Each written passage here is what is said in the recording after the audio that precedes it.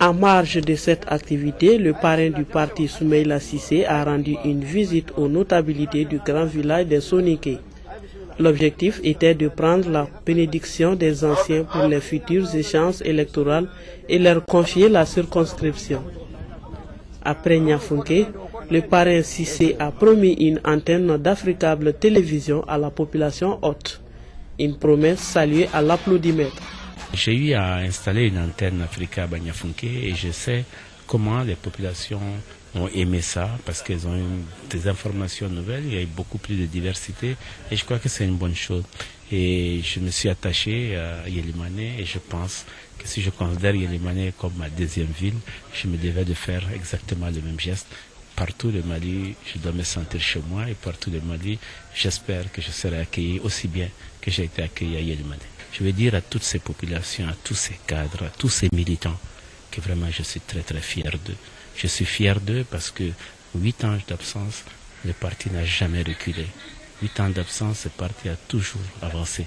Et je crois que l'espoir que place le parti, en tout cas je ferai tout pour ma part, remplir ma mission, pour ma part tenir ma place. Des moustiquaires imprégnés ont également été distribués aux enfants de la cité.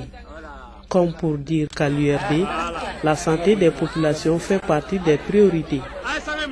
Avant de prendre congé aux populations de cette capitale des Soninké, les leaders du parti ont appelé au travail, à la cohésion et à l'unité comme le veut leur devise. Ils ont sollicité une mobilisation totale pour donner la victoire à l'URD aux élections générales de 2012.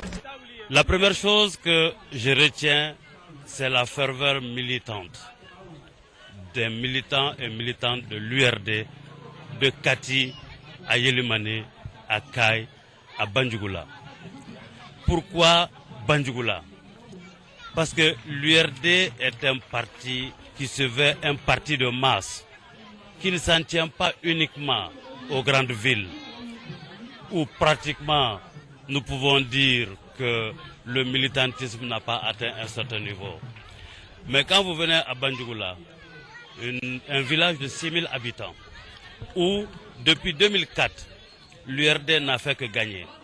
On ne peut pas venir à une conférence régionale à 25 km de Banjugula, quel que soit l'état de la route, si nous n'amenons pas nos premiers responsables ici, et remercier ces braves populations qui ont voté pour nous. Bien ici à Banjugula, depuis l'élection de 2004 à nos jours, l'URD n'est jamais perdu à Banjugula lors de la bataille sur le terrain. Les ambitions pour l'URD, je crois que je l'ai déjà dit. L'URD s'engagera, n'est-ce pas, dans la préparation des élections générales qui vont venir. Le moment venu, on fera connaître nos positions, mais l'ambition est déjà définie dans le statut.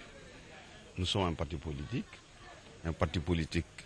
est créé pour parvenir au pouvoir. Et l'URD, vous le savez, est un parti démocratique.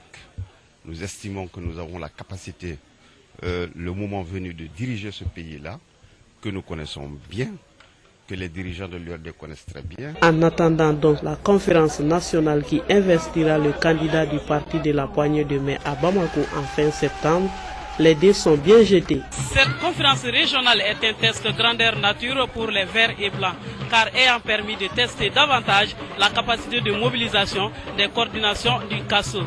Sachant que Kay fait partie d'un bastion électoral important du Mali, cette mobilisation est donc de bon augure pour Soumaïla Cissé, qui signe son grand retour après 8 ans d'absence hors de sa base et qui sera certainement investi candidat du parti.